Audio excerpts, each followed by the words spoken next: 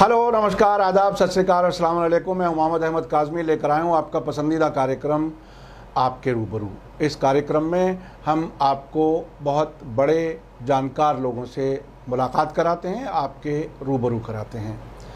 पिछले तकरीबन 6 महीने से पूरा देश बल्कि पूरी दुनिया कोरोना वायरस के एक खौफ में रह रही है और इस खौफ में सिर्फ हमारा कारोबार ही ख़त्म नहीं हुआ है, हमने नफ्सियाती तौर पर, साइकोलॉजिकल तौर पर भी बहुत कुछ खोया है। अब आम तौर पर बहुत सीरियस ज़रूरत पर ही इंसान घर से निकलता है और डरा हुआ है, एक दूसरे से इंसान डरा हुआ है। लेकिन हमने मीडिया स्टार वर्ल्ड में ऐसे डॉक्टरों की इंटरव्यू किए हैं, मुलाकातें की हैं, जो आप लोग अब तक देख चुके हैं, जिनका कहना है कि ये कोई महामारी नहीं है, ये एक आम फ्लू है और ये एक बहुत बड़ी साजिश है इंटरनेशनल लेवल पर। WHO और सरकारें और कौन कौन इसमें मुलव्विस हैं, ये एक बहुत ही ख़तरनाक सिनेरियो है। हमारे बच्चों के पूरे एकेडमिक ईयर 0 ईयर होने जा रहे हैं। सब तरफ तबाही, ऐसी तबाही कि वो शायद 10-20 साल में भी नहीं पूरी हो पाएगी। जब हम लोग कॉलेज जाते थे, अगर 15 दिन की किसी वजह से कोई नुकसान हो जाए, 10 दिन का हो जाए, ऐसा लगता था कि शायद ज़िंदगी रुक गई और पूरे साल पर इसका असर पड़ेगा। इस सब को जानने के लिए आज मेरे साथ ख़ास मेहमान हैं डॉक्टर तरुण कोठारी साहब, MBBS MD। आपने इनकी एक क्लिप देखी होगी जो मीडिया स्टार वर्ल्ड से चली, कम से कम 5 करोड़ लोगों ने उसे देखा और आपने ये एक तरह से दावा किया कि कोई भी आकर के महामारी साबित कर दो कोरोना को और 1 लाख रुपए नकद ले जाओ। अभी तक कोई एक आदमी भी, ना कोई सरकार, ना कोई इंडिविजुअल नहीं आया है। डॉक्टर तरुण कोठारी साहब, वेलकम है आपका मीडिया स्टार वर्ल्ड में। आप ये बताइए कि क्या कुछ है, और मैं साथ साथ आपको बता दूं, आपने एक किताब लिखी है, कोरोना पेंडेमिक स्कैंडल। ये किताब ऑनलाइन अवेलेबल है और सारे सवालों के जवाब दिए गए हैं। आप इसको ऑनलाइन ले सकते हैं या पढ़ सकते हैं। जी कोठारी साहब, आप ये बताइए कि आखिर अभी कुछ नई चीज़ें सामने आई हैं, ऐसी कुछ रिपोर्ट्स सामने आई हैं कि कुछ सरकारों ने 2017-18 में भी इसके कुछ इक्विपमेंट्स वगैरह ख़रीदने शुरू कर दिए थे। इससे तो साजिश वाला एंगल जो आप कहते रहे हैं अब तक, वो साबित हो रहा है। वो आखिर क्या है, वो बताइए। देखिए, कोई बीमारी शुरू होती है, नई बीमारी अगर होती है तो डायग्नोस्टिक किट्स, इक्विपमेंट्स सब बाद में आना चाहिए। जी जी, हमारे पास प्रूफ है, मैं आज प्रूफ लेके आया हूँ। मैंने आपको एक सेट दिया है प्रूफ का भी। जी जी जी। ये प्रूफ बताता है कि 2017 में और 2018 में वर्ल्ड बैंक के माध्यम से कोविड-19 के डायग्नोस्टिक किट्स खरीदे गए। जी जी जी जी। उसकी जो मैन्युफैक्चरिंग, जो अदर यूनिट्स होती है, जो अदर इंस्ट्रूमेंट्स होते हैं, वो इंस्ट्रूमेंट्स खरीदे गए। ये आपके पास है कि 93,328 किलोग्राम, 93,328 किलोग्राम कोविड-19 के टेस्टिंग किट भारत ने आयात किए। कब आयात किए? 2018 के अंदर। और ये आया कब आया? ये 2019 तो नाम दिया है, आया दिसंबर में है, यानी कि मोटा 2 साल पहले। हाँ। और कुछ मामले में तो 2017 में भी है। ये आपके पास वर्ल्ड बैंक की रिपोर्ट है, यहाँ पर wits.worldbank.org। तो ये तो बहुत बड़ा इल्ज़ाम है कि क्या हमारी सरकारों में बैठे हुए लोग कोई करप्शन कर रहे थे? न सिर्फ भारत की बल्कि और सरकारों ने भी शायद ऐसा कुछ खरीदा।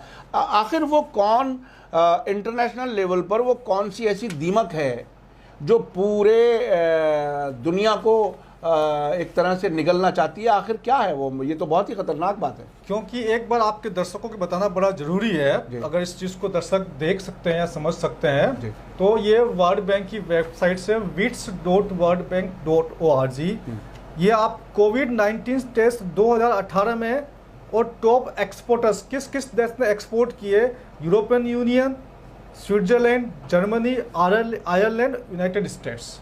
और इंपोर्ट करने वालों में बहुत सारे कंट्री है, लंबी चौड़ी नाम है, उसमें भारत भी एक इंपोर्टर है। सिर्फ किट्स नहीं है, किट्स के अलावा कितने बिलियंस के या कितने मिलियंस के किट्स इंपोर्ट हुए वो भी यहाँ लिखा हुआ इसके अंदर।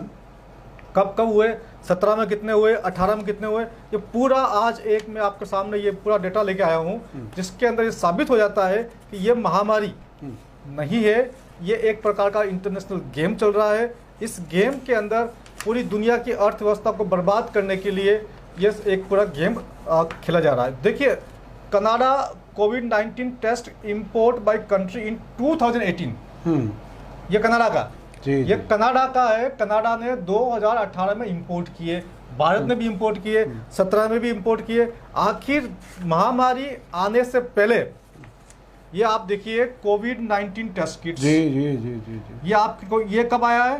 Test kits import by country in 2017 में ये इंपोर्ट किए गए हैं। ये कंट्री के नाम है, इसके अंदर इंडिया भी शामिल है। तो आप समझ सकते हैं कि ये कोई महामारी नहीं है, ये एक झूठी फैलाई गई अफवाह है, फैलाई गई बात है। इस प्रकार से अफवाह को फैला करके दुनिया की अर्थव्यवस्था को तबाह करके, खास तौर से जो विकासशील देश है और जो अर्ध विकसित देश है, उनकी अर्थव्यवस्था को तबाह करके उनको बर्बाद करने का एक अंतर्राष्ट्रीय गेम है। यानी फिर वो जो न्यू वर्ल्ड ऑर्डर की बात कही जाती है, ये न्यू वर्ल्ड ऑर्डर जो अब तक दुनिया समझती रही है वो डिफरेंट मीनिंग में समझती रही है, लेकिन आप कहते हैं कि ये क्या ये न्यू वर्ल्ड ऑर्डर अपने तरीके से लाना चाहते हैं, उसकी तैयारी है क्या? क्या उस तैयारी का हिस्सा है, या मेन गेम यही है, इसी से न्यू वर्ल्ड ऑर्डर आएगा? देखिए, न्यू वर्ल्ड ऑर्डर क्या है? बेसिकली ये नई वैश्विक व्यवस्था, इसको हिंदी में हम कह सकते हैं नई वैश्विक व्यवस्था।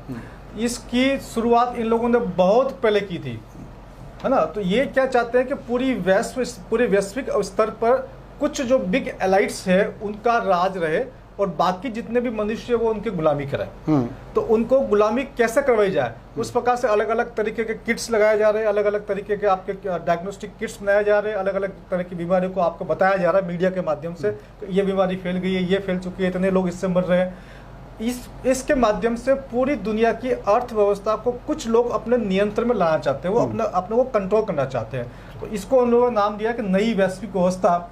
इसके अंतर्गत वो उन्हीं पॉलिटिशियंस को उठाते हैं जो उनके आंकड़ों में उनके हिसाब से फिट बैठते हैं। ये इनकी बहुत बड़ी अवधारणा है, पहले से ही 5 साल पहले 10 साल पहले उन पॉलिटिशियंस को उठाना शुरू करते हैं जिनके साथ इनकी बातचीत हो चुकी होती है, जो ये कहते हैं कि हाँ मैं न्यू वर्ल्ड ऑर्डर को लागू करूंगा, उसको ही उठा देते हैं। यानी उसी को लीडर बना करके प्राइम मिनिस्टर और प्रेसिडेंट बनाया जाता है, आप इस हद तक कह रहे हैं? बिल्कुल, ये दुनिया के कई राष्ट्रों में ऐसा हुआ है। यहाँ तक कि 2017 में भी मोदी जी ने बोला था कि भैया हमको नई व्यवस्था लागू करनी है, खुद उन्होंने बोला है। तो ऐसी इस स्थिति में आप देख सकते हैं कि दुनिया के बड़े बड़े राष्ट्रपति और प्रधानमंत्री भी हम लोग नहीं चुनते, हमको लगता है हम लोग चुन लिया, लेकिन वो मीडिया के माध्यम से फोर्स करके हमसे चुनवाया जाता है। हमको लगता है कि हमारा बंदा है, लेकिन वो बंदा होता है उनका बंदा होता है। ये नई वैश्विक व्यवस्था है, इसी को न्यू वर्ल्ड ऑर्डर कहते हैं। ये बहुत खतरनाक है। इसका मतलब ये हुआ कि देशों में अलग अलग देशों की जो जनता है, जो डेमोक्रेसी जिसमें ये दिखाया जाता है, बताया जाता है कि वो हमारी पसंद की सरकार है, अगर वो भी उनके लोग नहीं हैं तो ये बहुत ही ख़तरनाक सूरत हाल है। तो आखिर इसमें इसका मकसद क्या है, क्यों करना चाहते हैं ऐसा इन नेताओं से या इन प्रधानमंत्रियों या प्रेसिडेंट्स से आखिर क्या काम लेना है? क्या ये जिस तरह से पूरे विश्व में लॉकडाउन करके इकोनॉमीज़ को डाउन किया गया, यूनिवर्सिटीज़, कॉलेजेस, बाज़ार सब कुछ बंद करके घरों में बिठा दिया गया, क्या ये उसी इंस्ट्रक्शन को फॉलो किए गए हैं, पॉलिटिशियंस ने फॉलो किया है, क्या है आखिर? बिल्कुल, इसमें चूंकि उनके बैठाए हुए प्यादे हैं। ये देश में हमको लगता है कि ये देश कांग्रेस चला रही है या भाजपा चला रही है या आम आदमी पार्टी चला रही है या ममता दीदी चला रही है, इसमें से कोई भी देश नहीं चला रहा। इस देश को बाहर बैठे हुए लोग चलाते हैं, अपने फायदों के लिए चलाते हैं। ये तो कठपुतलियां मात्र है। आप देखिए कि इनकी अब ये इस प्रकार से जो अर्थव्यवस्था गिराई गई, उससे फायदा क्या हुआ, है ना। एक बड़ा प्रश्न आता है। अमेरिकन डॉलर जनवरी के अंदर, और जब ये लॉकडाउन शुरू हुआ था उसके करीब 15-20 दिन बाद कम से कम 10 रुपए का फर्क पड़ गया, महंगा हो गया। यानी कि जो डॉलर 65 का था, यानी हमारी करेंसी कमजोर हो गई। जो डॉलर 65 रुपीज का था वो 75 रुपीज हो गया। जी। तो 10 रुपया प्रति डॉलर अमेरिकन डॉलर महंगा हो गया। अब जितना भी डॉलर दुनिया में है उसके हिसाब से आपके 10 रुपये को आपको ज्यादा खर्च करने पड़ेंगे। बिल्कुल। अब आप ये बताइए कि भारत जब से आजाद हुआ था, एक डॉलर 1 पाउंड बराबर था, जी, 1 डॉलर 1 पाउंड 1 रुपया बराबर था। जी जी जी। यानी कि 10, बड़ी गंभीर बात है, 10 रुपये बढ़ने में, डॉलर की वैल्यू 10 रुपये बढ़ने में 10 वर्ष का समय लगता है। बिल्कुल बिल्कुल बिल्कुल बिल्कुल। तब जाकर के डॉलर की लेकिन इस बार बहुत जल्दी जल्दी बढ़ गया। 2 महीने में, जी जी जी।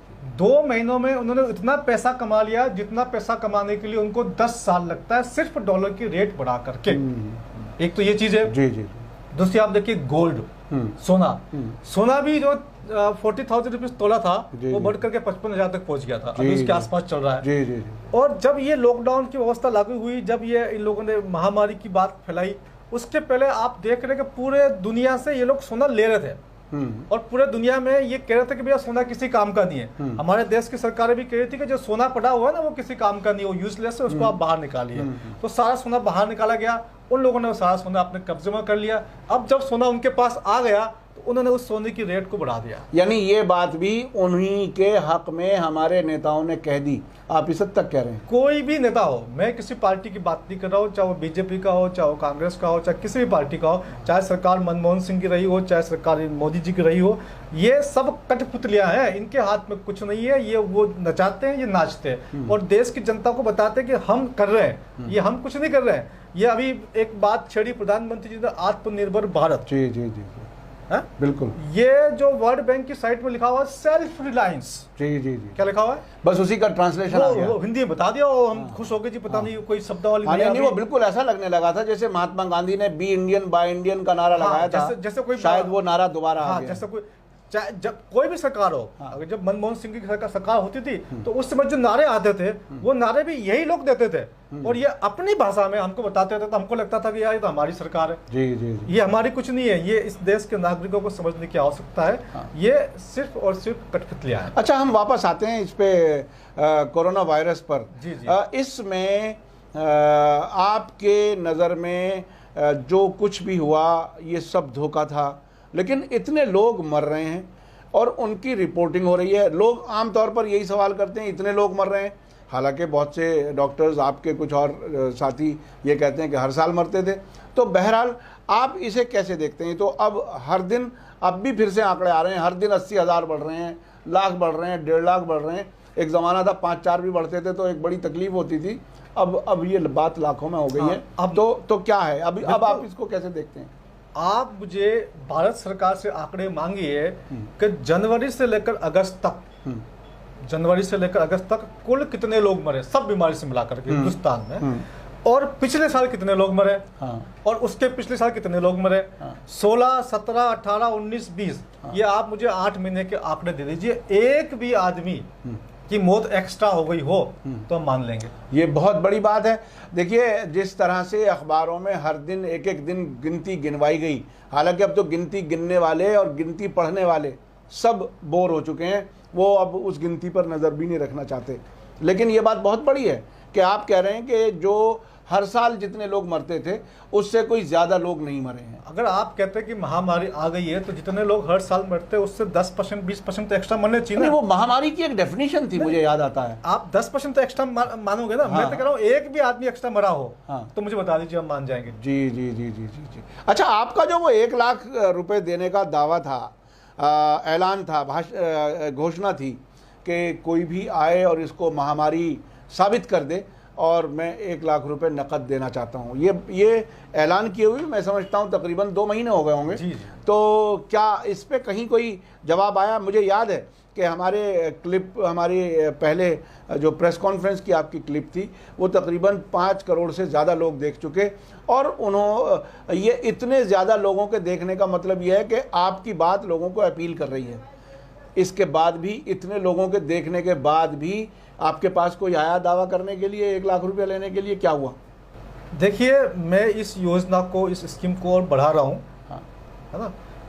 मैंने पहले कहा था कि कोई भी इसको महामारी साबित करेगा तो मैं 1 लाख रुपये इनाम दूंगा। आज मैं आपके सामने कह रहा हूँ कि कोई इसको महामारी साबित करेगा तो मैं 2 लाख रुपये इनाम दूंगा। जी जी जी। आखिर आपके पास फंड कहाँ से है? ये क्या है? ये आप अपना पर्सनल देंगे या कोई कुछ किया है आपने? मुझे काफी लोगों ने बोला है हाँ। कि कोई अगर ये साबित कर देगा तो 10,000 रुपये मेरी ओर से, अच्छा। 5,000 मेरी ओर से, अच्छा 15,000 मेरी ओर से, हाँ। तो थोड़ा थोड़ा उनसे भी कंट्रीब्यूशन करेंगे। सही। तो मेरे साथी लोग तैयार है कि हम देने को तैयार है थोड़ा थोड़ा। मतलब आप इसकी राशि बढ़ रही है। मतलब जिस तरह से आप अपना विश्वास इतना मजबूत है, इसी तरह से विश्वास करने वाले और लोग हैं। आप ये वो कंट्रीब्यूट करने को तैयार है कि हम देने को तैयार है, आप इस राशि को बढ़ाइए। तो उन सबको देखते हुए मैं राशि को बढ़ा रहा हूँ। हाँ। और 1 लाख की जगह 2 लाख कर रहा हूँ। हाँ। कोई आए तो सही, साबित तो करे कि ये महामारी है। हाँ, तो वो साबित किस तरह से करे, क्या चीज आपको समझाए, क्या बताए? वो तो अखबारों की कटिंग ला के रख देगा। आपको आप कहाँ से कैसे मुतमईन होंगे?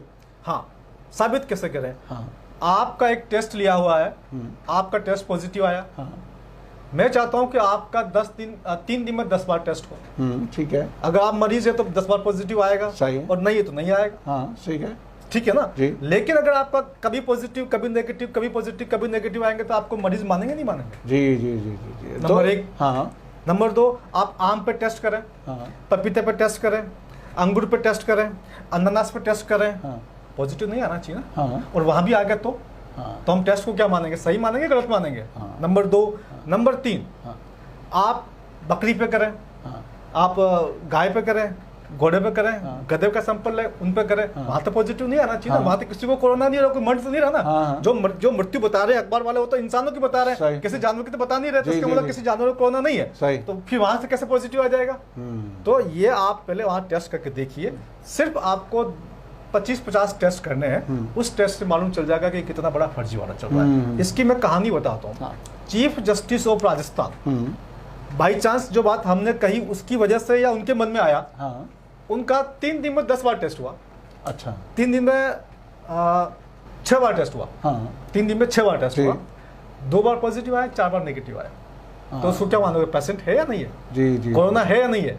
हाँ, ये तो खुद अपने आप में बहुत ही डाउटफुल है। अगर आप ये बोलते हो कि जो पॉजिटिव आया वो रिपोर्ट ठीक है, तो 66% गलत है। नेगेटिव, वही टेस्ट आपका नेगेटिव आ रहा है। और जो कह रहे हो नेगेटिव वाला सही है, तो 33% गलत रिजल्ट है। तो मैं तो शुरू से बोल रहा हूँ कि 2% से लेकर 40% तो गलत है ही है। क्या वो अलग अलग जगह कराया गया या एक ही जगह कराया गया, एक ही मशीन से कराया गया? आप कहीं भी कराओ, अलग जगह कराओ, एक जगह कराओ, इसके रिजल्ट में वेरिएशन आएगा। ये बाई चांस है। बाई चांस मैं आपसे बोलूंगा भैया कि मैं एक टेस्ट, नया टेस्ट अभी बैठे बैठे मेरे विचार आया एक नया टेस्ट का, है ना। मैं भैया आपकी जेब चेक करूंगा, भैया सिक्के निकालो, 5 का सिक्का आया जी, आप कोरोना पॉजिटिव हो। 5 का सिक्का नहीं आया, कोरोना नेगेटिव हो।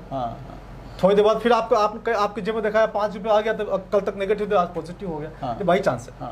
ये टोटल जो है टेस्ट वेस्ट कुछ नहीं है, ये by chance positive by chance negative की बात है। वो पॉजिटिव आ गया तो ये तो सिक्का उछालने वाली जैसी बात हो गई। उछालने वाली बात है कि वो क्या आया, टेल आया, क्या आया। तो ये बहरहाल बहुत खतरनाक बात है। देखिए, लोग एक दूसरे से डर रहे हैं, और अगर किसी का पॉजिटिव आ जाए तो उससे तो ऐसे डरते हैं जैसे बहुत बड़ी बीमारी आ गई और हम उसके आसपास भी ना जाएं। और डॉक्टर बगैर टेस्ट किए मरने वाले को लिख देता है ये कोरोना डेथ है, तो उसका नॉर्मल लास्ट राइट्स भी नहीं हो पाता। जिस तरह से, मतलब ये सबसे इमोशनल वक्त होता है। बच्चों को बाप की डेड बॉडी से आप अलग कर दीजिए और ये कह दीजिए कि आपका कोई ताल्लुक़ नहीं, हम ले जा करके उसका अंतिम संस्कार कर देंगे। तो ये कितनी ख़तरनाक और कितनी इमोशनल नुकसान की बात है। तो ये अगर ये इतना ही ख़तरनाक जो जिस तरह से आप बता रहे हैं, अच्छा, इसमें बिल गेट्स की एक फाउंडेशन है वो, और एक और फाउंडेशन है, इस तरह की कुछ खबरें ऐसी आई हैं कि उनकी कुछ अलग ही चाहत है। क्या आखिर क्या है वो, उससे आप मतलब क्या कुछ आपने इंफॉर्मेशन क्या है आपको इसके बारे में? देखिए, बिल गेट्स और मैंने कहा दुनिया के कुछ बिग एलाइट्स हैं। बिल गेट्स भी उसी ग्रुप का हिस्सा है। वो न्यू वर्ल्ड ऑर्डर का हिस्सा है। ये माइक्रोसॉफ्ट वाला आदमी, हाँ, वो इस तरफ कहाँ चला गया? क्यों ऐसा हो गया? क्या दुनिया को हड़पने के लिए इतनी ख्वाहिश? मैं यही तो बात पूछ रहा हूँ। मैं देश के प्रधानमंत्री जी से बात पूछना चाहता हूँ। मैं MBBS MD हूँ। हाँ। आप मेरी बात को नहीं सुनना चाहते हैं। हाँ। आप वो बिल गेट्स आदमी है जो कि मेडिकल में जीरो है। जी जी, वो तो कंप्यूटर वाला आदमी, वो सॉफ्टवेयर में एक्सपर्ट है। हम नहीं जानते सॉफ्टवेयर को। सॉफ्टवेयर की बात होगी, उनसे पूछिए। हम राय देने के लिए हम उसके लिए वो काबिल नहीं है। लेकिन जहाँ मेडिकल की बात है तो राय देने के लिए हम लोग काबिल है, वो बिल गेट्स काबिल नहीं है। आप उनसे राय मत कीजिए। लेकिन वो उस चक्कर में, उस षड्यंत्र में जानबूझकर या अनजाने फंसे हुए हैं। तो बिल गेट्स जो है 2015 से कह रहा है, सोचिए कि एक महामारी आने वाली है, महामारी आने वाली, इसकी तैयारी करो। क्या तैयारी करो? वैक्सीन की तैयारी करो, किट्स की तैयारी करो, डायग्नोस्टिक बनाओ। महामारी आने वाली है और उसकी ट्रीटमेंट की, वैक्सीन की तैयारी करो। ये तो क्या बात है? आप, मैं डॉक्टर हूँ, मैं नहीं बता सकता। आप एक मीडिया वाले इतना आपको ये कैसे पता चल सकता है? कैसे बताएंगे कि महामारी आने वाली है? जी जी जी 15 से कह रहा है। और इस महामारी से कुछ दिन पहले आपके अमेरिका में, न्यूयॉर्क में एक कॉन्फ्रेंस होती है। बिल गेट्स उस कॉन्फ्रेंस को लीड करता है। उसको 3 होता है, वर्ल्ड इकोनॉमिक फोरम, और बिल गेट्स का जो फाउंडेशन है, bill and Melinda Gates foundation, और एक संस्था और थी उसके अंदर। वो 3 संस्था ने मिलकर के उसको होस्टिंग किया था। और ये बात है 18 अक्टूबर 2019 की। 18 अक्टूबर 2019 तक कोई केस नहीं था कोरोना। ठीक है, आपको सब तारीख याद होगी। जी जी जी। उसमें वो बकायदा बताते हैं कि अगली जो दुनिया का डिस्ट्रक्शन है वो इससे नहीं होगा, इससे होगा। 2 पिक्चर है। अगला डिस्ट्रक्शन, दुनिया का नुकसान इससे नहीं होगा, इससे होगा। वो जो दिखाया इससे नहीं होगा, वो तो था एटम बम, यानी कि अगला नुकसान एटम बम से नहीं होगा। और ये जो दिखाया वो था कोरोना वायरस। कोरोना वायरस की वो इमेज जो आज तक अखबारों में छप रही है। मतलब अगला दुनिया का नुकसान इससे नहीं होगा। अच्छा, देखा किसी ने नहीं है कोरोना को आज तक? एक इमेज बना दी गई। आप समझ, पहला केस ही बाद में आया है। जब पहला केस बाद में आया तो पहले कैसे बता दोगे कि इससे नुकसान होने वाला है? जी जी जी। ये तो अपने आप में इतना बड़ा सबूत है। बिल्कुल। तो बिल गेट्स की इसके अंदर पूरी संलिप्तता है। बिल गेट्स ही वैक्सीन चला रहा है, तो उसका भी अपना इन्वेस्टमेंट होगा उसका। और साथ में जितना भी आप डिजिटल कर रहे हैं, फायदा किसको होगा? जी जी जी, जाहिर है। वो जितना डिजिटल करेंगे आप जितना बच्चों को डिजिटल पढ़ाएंगे, जितने आप बच्चों को पढ़ाएंगे, तो आप कंप्यूटर चाहिए, लैपटॉप चाहिए, मोबाइल से कितना पड़ेगा, फिर आपको माइक्रोसॉफ्ट का सॉफ्टवेयर चाहिए। जितना कुछ करेंगे डिजिटल, उसका फायदा उसको, जिन लोगों को होना है, उन लोगों ने प्लानिंग, ऑनलाइन खरीदने वाला भी, और सब कुछ ऑनलाइन क्लासेस, ऑनलाइन सब यूट्यूब, ये जितने भी जो है जिनको फायदा होने वाला है, उन लोगों ने मिल करके ये इतना बड़ा गेम रचा। अच्छा, अब जो ये वैक्सीन का मामला चल रहा है, वैक्सीन में रशिया ने सबसे पहले क्लेम कर दिया कि हमारी वैक्सीन जो है वो कामयाब है। कई टेस्ट हो चुके हैं, ह्यूमन टेस्ट, और यूनाइटेड नेशन, उसके WHO की तरफ से कहा गया है कि नहीं, ये अगले साल मिड 21 तक आ पाएगा, अभी वैक्सीन नहीं आ पाएगा। ये सब धोखा है। तो क्या है ये वैक्सीन में मेरी वैक्सीन, तेरी वैक्सीन, ये बहस, ये जिद, ये झमेला क्या है, और इस वैक्सीन की कहानी क्या है? क्योंकि आप डॉक्टर हैं, वैक्सीन में क्या होता है? आखिर वैक्सीन ऐसी क्या चीज़ होती है जिससे क्या वाकई कोई बीमारी नहीं आती, उसकी कोई गारंटी होती है? हम अक्सर देखते हैं बचपन में लोगों को, बच्चों को बहुत सी वैक्सीन लगाई जाती हैं, इतने महीने के बाद हो जाए तो इतना, ये वो चेचक और किस की हमारे बचपन में तो वो बाकायदा लगा करता था, बड़ा निशान हो जाता था बच्चों के।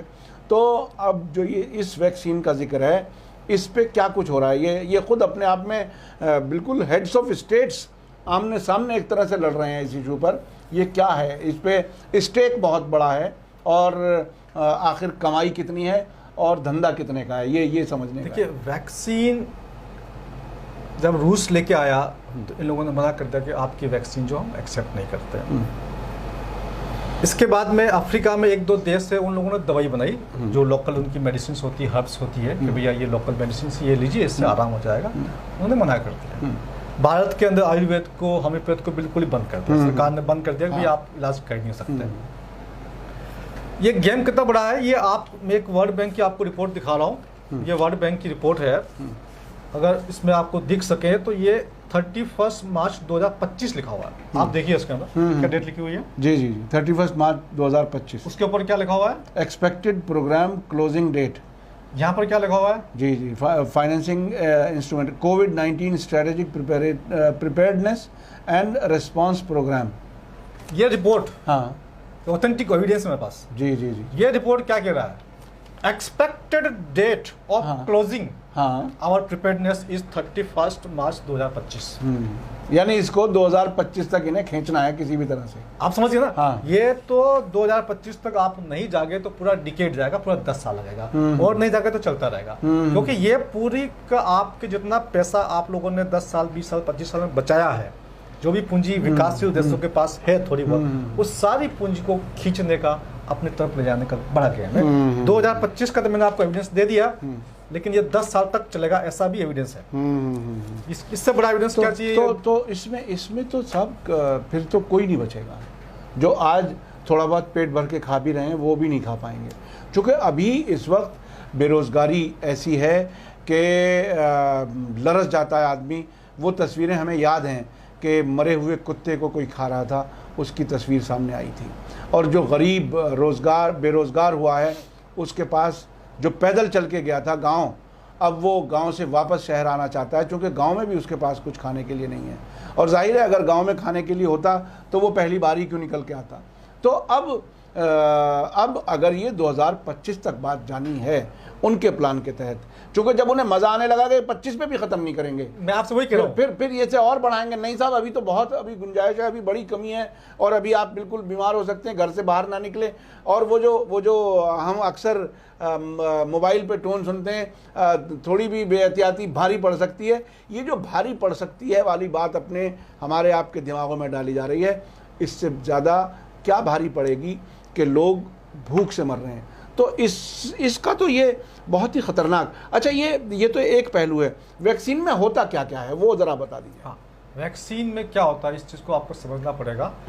वैक्सीन में 20-25 से अधिक इंग्रेडिएंट्स होते हैं, लेकिन कानून ऐसा बना रखा है इन लोगों ने कि इंग्रेडिएंट्स बताने की आवश्यकता नहीं है। अच्छा, हालांकि बाय रूल अच्छा रूल ऐसा बना दिया। अमेरिका में भी है, भारत में भी है। ये तो बिल्कुल पीएम केयर्स वाला मामला हो गया कि कोई हिसाब नहीं पूछ सकता। हाँ, कोई हिसाब नहीं पूछ सकता कि इसमें क्या है। ये तो खतरनाक है। आपको इंग्रेडिएंट्स तो जानना हक होता है, कस्टमर का हक होता है कि मैं क्या चीज खरीद रहा हूँ। तो पूरी जानकारी तो होती नहीं है हम लोगों को भी। थोड़ा थोड़ा जो हमारे पास सूचना मिलती है कि ये चीजें, वो मैं बता रहा हूँ। जी, है ना। एक इसमें होता है एल्यूमिनियम। और एल्यूमिनियम इतना खतरनाक होता है कि आपका बॉडी को, नर्वस सिस्टम को पूरा डैमेज कर लेता है, याददाश्त को खत्म कर देता है, डिमेंशिया करता है, एल्जीमर्स डिजीज होती है। अच्छा। एल्जीमर्स डिजीज होने के बाद व्यक्ति इनकैपेबल हो जाता है, यानी कि आप खुद कुछ काम नहीं कर सकते। आपको हमेशा कोई बंदा चाहिए जो आपको कोई ना कोई मदद करे। है ना। तो ये होता है एल्यूमिनियम का साइड इफेक्ट। दूसरा इसमें होता है मरकरी। आप देख रहे हैं बीच में मरकरी के बल्ब आए थे। भारत में भी आए थे। जी। अमेरिका में पहले आए थे। अमेरिका में बंद कर दिए, उनको बैन लगाना पड़ा। इतना टॉक्सिक है अमेरिका। मरकरी के बल्ब को बैन करना पड़ा, इतना मरकरी टॉक्सिक है। वो मरकरी का टॉक्सिसिटी उस छोटे से उसके अंदर है, आपके वैक्सीन के अंदर है। जी। बच्चे के अंदर लगाई जाएगी, बॉडी के अंदर, सोचिए, है ना। उसके बाद में ये हुआ, केमिकल्स की बात करेंगे, एंटीबायोटिक्स भी होती है। इसके अलावा इसको जब बनाते हैं तो बनाने का प्रोसीजर क्या होता है कि human fetal cell lines use होती है, यानी कि मानव का भ्रूण, उसको निकाल करके उसके सेल के स्ट्रक्चर को निकाल कर उसका उसमें इस्तेमाल होता है वैक्सीन बनाने की प्रक्रिया के अंदर। नंबर एक, कुछ वैक्सीन तो क्या ये लिविंग इंसान से निकालते हैं या डेड बॉडी से निकालते हैं? क्या डेड बॉडी से कैसे निकलेगा? नहीं निकल सकता है डेड बॉडी से। हाँ, जाहिर किसी लिविंग इंसान का फीटस को मारेंगे, फिर उसको बाहर निकालेंगे। सही है ना। तो उसी प्रकार से होता है।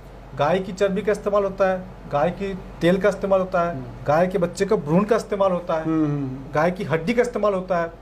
इसके अलावा मछली के तेल का इस्तेमाल होता है, सुअर के तेल का इस्तेमाल होता है, सुअर की हड्डी, सुअर की मांस, घोड़ा, बंदर, जितने भी जानवर हैं उनके भ्रूण, उनके मांस, तेल का इस्तेमाल करके ही ये चीजें बनाई जाती हैं। तो उस दृष्टिकोण से देखिए, अगर कुछ लोग तो वेजिटेरियन होते हैं तो वैसे वो बिल्कुल पसंद नहीं। वैसे भी देखिए, नहीं इसमें मैं इसको सभी धर्मों के ख़ास तौर पे हिंदुस्तान में, चूँकि हिंदू मुसलमान ये मेजर धर्म हैं, और इन दोनों जगह गाय जो है वो हिंदुओं की नज़र में जाहिर है वो, और सूअर मुसलमानों की नज़र में। ये मतलब जो आपकी मजहबी धारणाएं हैं, अक़ीदा है जो आपका, उसको भी चोट पहुंचाने का इंतज़ाम है। आप उसके अगेंस्ट आपको जाना है अगर आपको ये वैक्सीन इस्तेमाल करनी है। तो ये आखिर देखिए, मैं चूँकि इंटरनेशनल अफेयर्स में कुछ चीज़ें मैं देखता हूँ, तो उसमें आम तौर पर जो यूरोपियन मुल्क हैं, वेस्टर्न कंट्रीज़ हैं, वो उनके यहाँ ये सारी सेंसिटिविटीज़ नहीं होती और वो बिल्कुल एक मशीन की तरह से सोचते हैं चीज़ों को। लेकिन हमारे एशियन मुल्कों में तो ऐसा नहीं है। नहीं, इसमें एक बात और है। हाँ, कुछ वहाँ पर अभी आपने देखा होगा वेगन्स का चल रहा है वहाँ पर। हाँ, गो वेगन्स के नाम से चल रहा है। हाँ, वो समुदाय जो वहाँ पर यूरोपियन कंट्रीज में गो वेगन्स के नाम से चल रहा है, उसने वैक्सीन का विरोध करना शुरू कर दिया है। कभी वैक्सीन जो है वो कौन से मुल्क में, कहाँ पर? यूरोपियन कंट्री में। अच्छा, इवन भी आपके अमेरिका के अंदर, इवन भी आपके इंग्लैंड में, अच्छा, जो गो वेगन्स वाली जो कम्युनिटी है, वो ये कह रहा है कि ये वेजिटेरियन नहीं है और हमारे जो कम्युनिटी के लोग हैं वो इसको इस्तेमाल नहीं कर सकते। तो उनको रोकना पड़ रहा है वहाँ पर। उनके लिए मनाही हो रही कि ठीक है, इनको मत दिया जाए। तो ऐसी स्थिति है। तो हमारे देश के अंदर भी जो लोग अपने धर्म के हिसाब से उसको नहीं लगवाना चाहते, उनको छूट मिलनी चाहिए। सही सही सही सही। तो डॉक्टर तरुण कोठारी साहब, आपने बहुत सी जानकारी दी और ख़ास तौर पर जो 2025 तक चलने की बात आपने बताई, जो वो प्लान करके पहले ही बैठे हुए हैं कि कब तक आपको तबाही की तरफ ले जाना है। उधर 2017 और 18 में पहले से किट्स का ख़रीदना, दवाओं का ख़रीदना या इक्विपमेंट का ख़रीदना, ये दोनों, कम से कम इन दोनों चीज़ों को ही अगर देख लिया जाए और सब चीज़ें भूला जाए, बिल गेट्स वगैरह को भी अगर भूल जाएं मिसाल के तौर पर, तो ये तो साबित हो जाता है कि ये साजिश है जो आखिर तक कहाँ तक चलनी है और कहाँ से शुरू हुई थी। तो ये एक बहुत बड़ी साजिश है। हम मीडिया स्टार वर्ल्ड की तरफ से हमने कई बार आपको जानकार लोगों से मिलवाया। डॉक्टर विश्वरूप रॉय चौधरी साहब को हमने आपको मिलाया, डॉक्टर कोठारी साहब को भी अब से पहले भी आपको मिलवाया था। तो ये देखिए, हमारी कोशिश ये होती है और होनी चाहिए हमारी सभी की, मैं सिर्फ मीडिया स्टार की बात नहीं कर रहा, इंसानों की खिदमत करना, इंसानों को बड़ी परेशानी से बचाना, समाज के लिए पॉजिटिव कुछ बातें लोगों तक पहुंचाना और जो लोगों के अंदर डर बिठा दिया गया है उस डर से बाहर निकालना। मैं समझता हूं ये बहुत ही अहम काम है।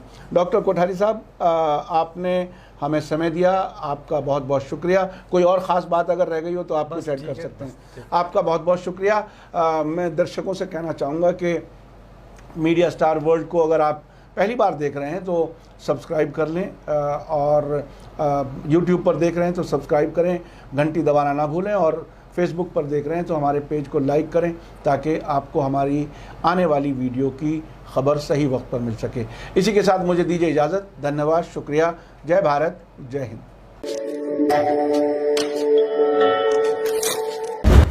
मीडिया स्टार वर्ल्ड के और वीडियो देखने के लिए हमारे चैनल को सब्सक्राइब करें और सीधे नोटिफिकेशन पाने के लिए बेल आइकन दबाएं। और अगर हमारी खबर सच्ची और अच्छी लगे तो अपने व्हाट्सएप, इंस्टाग्राम, फेसबुक और ट्विटर अकाउंट पर जरूर शेयर करें।